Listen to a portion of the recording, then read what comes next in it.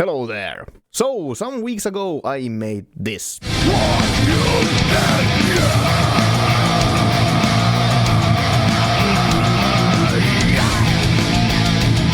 Pretty good, right? I did it using Linux and all open source plugins and applications and everything and so on. And I just kind of want to prove in my channel that this is actually doable in Linux as well. And I know the mix is not perfect. I'm not a professional mixing engineer. I'm completely self-taught, trying to, look at some YouTube tutorials about mixing and so on, and what plugins to use and so on. And in my opinion, all the pieces are there. You just need to learn how to use them. Now let's go to the mix itself. So I use Ardour. It really doesn't matter which DAW you use, whatever suits for you. I like to use Ardour. In Ardour you add tracks, and the track can be a bus, or it can be like a track, it can be a mono track or stereo track or even multi-channel track or whatever, and there's other options as well, but I basically just work with buses and tracks and so on. And this is my template that I have created. I have my main buses here, so this gives me ability to do like this main mixing of, all the rhythm guitars and all the lead guitars and all the basses and all the synths, all the drums and everything, just having this main buses group here. So this is a group, so you can actually create groups. You can add easily like new tracks here and put them to different groups and so on. And then you can also have like group visibilities and things like that and so on and so on. Anyway, then I have a rhythm guitar here, so just a very basic double-tracked left and right, recorded separately and hard pad left and right, and then I'm actually outputting these tracks into this bus, which is actually the bus that has the amp sim loaded and has a gate and has the impulse response loaded and also some EQing going on. And obviously this one then routes to the main bus, which is the rhythm guitars there and so on. And same thing for my I also have a rhythm guitar tube, but I'm not using it in this project. So this is my template that I'm using, and in this project I only used one rhythm guitar.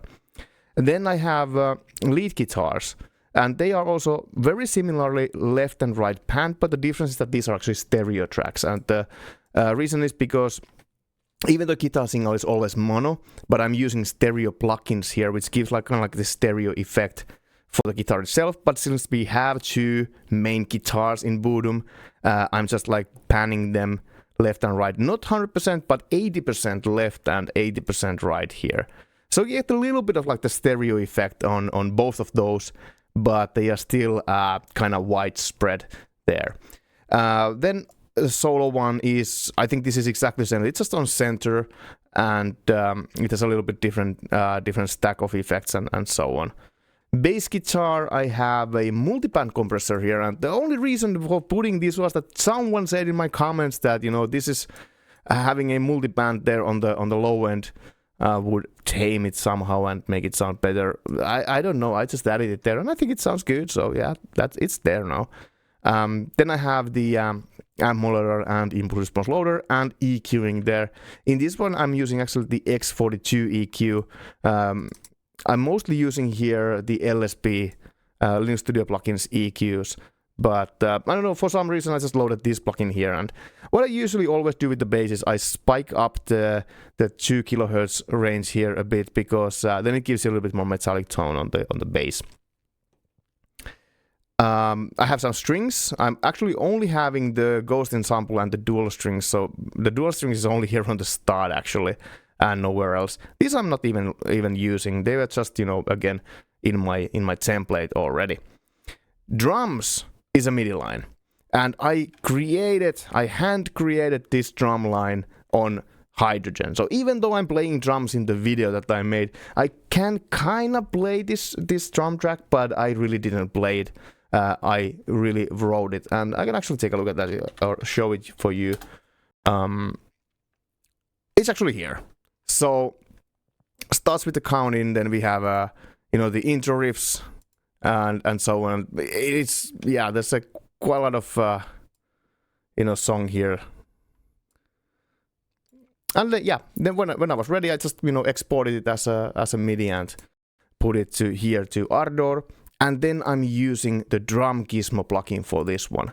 So Drum Gizmo, I'm loading the Muldyard kit that I downloaded from the Drum Gizmo website, and that is a full drum set be recorded using ambient microphones, hi-hats, multiple snare microphones and the overheads and everything. So you really get this very, very professional replication of that drum kit on that space that you were in. And you also get all the same bleeding noises for all of the mics. When you hit the snare, you will hear the snare also from the overheads and so on, which is actually a very nice thing that this plugin has a bleed control. Because I believe that mixing engineers use a ton of time trying to isolate, the snare mic to only hear the snare and so on, and so that the overheads wouldn't pick it and so on. But here with the bleed control, I gave it a little bit of authenticity to, have a 5% of leak. But yeah, that's basically it. But yeah, and it's spread out here as this multi-ear kit. So we have ambient, left, right, hi-hat, so on. So these are all just like normal tracks. I just like, put them a little bit smaller here so they would not use that much room. And then I have my vocals here as well. We should take a look at the drums mix a little bit more here in the mixing view. So in the mixing view, you see all the same tracks that I had there on the edit view. But here I have the multi-ear kit. So basically what I have, for instance, for the kick drum, I have some EQing here going on and a compressor after that. And then I'm sending to a reverb. So I have a drums reverb channel. Here I'm using an aux send to that channel, which has a Dragonfly reverb loaded. So this is a very good reverb plugin as well. And as said, a Linux Studio plugins has a really good, for instance, the parametric EQ. It has all the bells and whistles you can wish from any EQ. And this is the X16 one. There's also, I believe, X32 one if you need a bigger one. But I think this is good enough. And then obviously the compressor as well. All the same, bells and whistles that you would expect from a compressor. And so if you take a look at my my mixes here, there's a little bit of spiking here on my EQs, and the spiking is because I was hunting down some ringing frequencies, and I was just pulling down some of the ringing frequencies, and otherwise it's just shaping the tone and trying to get rid of those ringing things. And yeah, snare top and bottom I put into a bus. Just I wanted to kind of tidy up them together, and the other one is inverted because it's actually said in the drum kit that I downloaded that you should invert one of those. But you can see it actually if you record a snare hit, you can see that the waveforms are kind of like exactly the opposite, so they would cancel each other, which means that you would get a really hollow sound unless you would invert one of those channels. Yeah, for the vocals I have Ace compressor, and the only reason for using Ace compressor is that it was alphabetically the first one. Again, it's exactly the same as the LSP compressor is obviously a little bit, advanced looking, but the Ace compressor is kind of crude and whatever, but it works. It has the same things, the gain reductions and things like that you can see here when you play the song. And let's actually play the song that you can hear how it all looks here.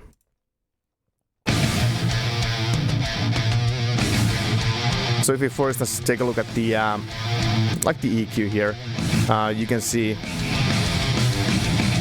the live, for instance this is the snare top EQ. You can choose whether you want to see the output or the input and so on. I mean like the output or the after EQ. Compressors. Do what compressors do.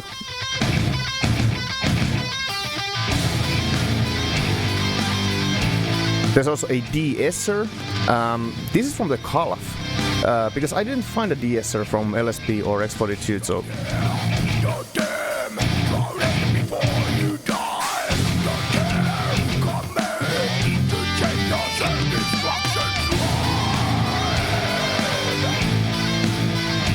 Yeah, so... I don't know, if we isolate something like lead guitars here...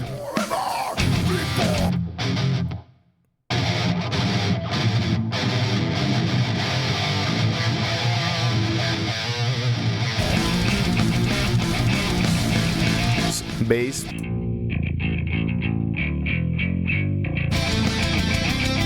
And again, if I would like to, correct my mixer, I want the drums to be a little bit louder because someone said that my drums are too low. Maybe it's better now, I don't know.